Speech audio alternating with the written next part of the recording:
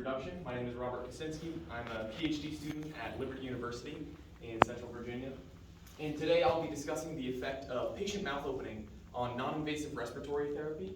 So this is going to be the effect of CO2 flush during non-invasive respiratory therapy. So some quick background. High-flow nasal cannula, or HFNC oxygen therapy, is a type of non-invasive respiratory therapy in which heated and humidified flow is delivered to patients via a nasal cannula geometry, such as the one shown in the top right.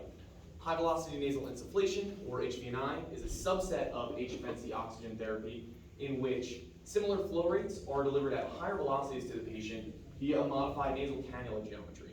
So notice the smaller inner diameter of the prong for the HVNI cannula as opposed to the HFNC. This is the main mechanism through which the higher velocities are generated. So the fluid domain that we'll be covering in the research today is a human upper airway. So as you can see, this consists of the trachea. So at the bottom here, this is the base of the patient trachea, extends up to the pharynx, the nasal cavity, and it's difficult to see here, but there's also the oral cavity extending to the patient face there. There's also an environment region, which is hidden, which actually there are cells out in front of the patient face here. So essentially, what that does is it allows some flow to still be entrained in the model, but also it can escape out a pressure outlet at the end, but we can look at some of the species concentrations that are being exhaled by the patient before they eventually leave the domain. It also allows for the re-inhalation of some of that exhaled air depending on how far it tends from the patient face. To quickly go over some of the boundary conditions, I've a few of the more important ones listed here. So inlet for the airway inlet is listed in quotes because it functions as both an inlet and an outlet depending on where you are in the patient breath cycle. So you have temporally varying velocity at this trachea here, with the base of the trachea, which is the airway inlet. So essentially what that does is it follows a realistic human breath curve for somebody with COPD or chronic obstructive pulmonary disease. So it's fairly close to a sinusoidal breath curve, but with some variations to be a little bit more realistic. And then also we have temporally varying species concentrations as well. So essentially when the model is inhaling, you have flow exiting the base of this trachea here, and then it's simulating perfect mixing in the lungs. So essentially what's happening is volume flow weighted average is being collected during the inhalation cycle as flow is leaving the domain. And then at the end of that inhalation cycle, we have a CO2 conversion routine. So to simulate a patient's metabolic rate, or a patient with a fixed metabolic rate, a certain amount of that oxygen is converted to CO2 in between the end of inhalation and the beginning of exhalation. Those final species concentrations of CO2, oxygen, and nitrogen are then applied to the breath as the patient is exhaling. So this changes every breath cycle depending on certain therapy conditions. The cannula inlet is a steady input of 100% dry oxygen at 35 liters per minute for both of the therapy types. And the environment outlet is a pressure outlet with species feedback of 0.21 mole fraction oxygen. So essentially what that means is if the patient's inhaling and air is coming back into the model from kind of beyond the bound of that environment outlet here, then that's just going to be ambient room air with 21% oxygen. So quick breakdown of some previous work. What you're going to see here are animations of contours colored by CO2. Red is going to be high CO2, blue is low CO2. And you can kind of see the outline of the patient face here. This is a cross-cut in the center of the model here. So you have the patient forehead, the nose, this is the cannula geometry here, the lips and the mouth here, and then this is the environment region out front. This is the upper airway, so the nasal cavity, oral cavity, and then trachea down here.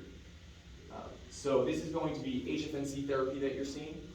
So you can see the patient exhaled flow of high CO2 kind of infiltrating the upper airway here, and then as the volume flow rate of exhalation decreases, the therapy kind of begins to fight back, and now a lot of that CO2 exits out the mouth prior to inhalation, but as inhalation begins, the amount of CO2 entrained is going to be a good indicator of how much CO2 the patient is then going to inhale.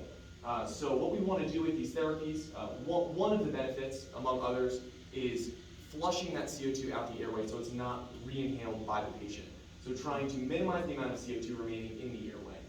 So previous studies have looked at fully open and fully closed mouth models. we're trying to kind of get a more fine-grained understanding of patient mouth opening, so we're going to vary the mouth opening more than just fully open and fully closed.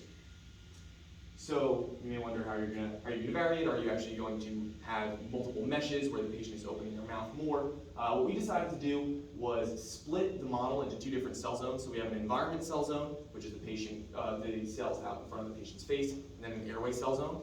And there are two different interfaces between these two cell zones. One is in the nares, and then one is in the patient's mouth, as you can see here behind the teeth. So what we did is we took this interface and we split it into multiple components. And based on the interfacial area, we have certain mouth openings. So for a fully open mouth, all of these interfaces will be set as interior surfaces.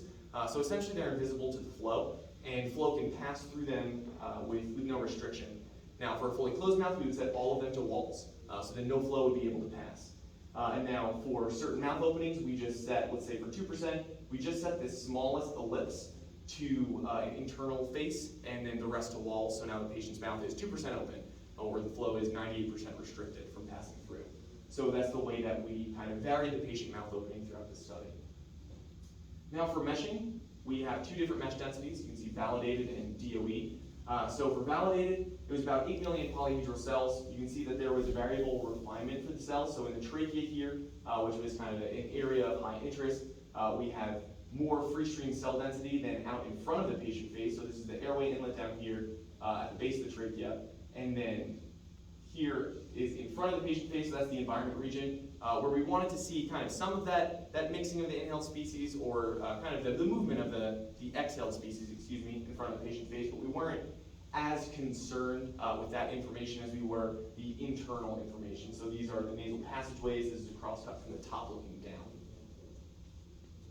So the DOE mesh, or design of experiments, was about a quarter of the cell count of the validated mesh. So you can see a significant reduction in free stream cell density for both the base of the trachea and the internal sinuses here. So what we were trying to do was use this DOE mesh to narrow the range of mouth openings that we were going to run with the fully validated mesh. So we had 8 different mouth openings, which resulted in 16 models because we have 2 therapy types.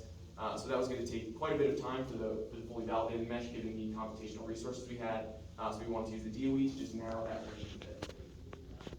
So now we're going to look at some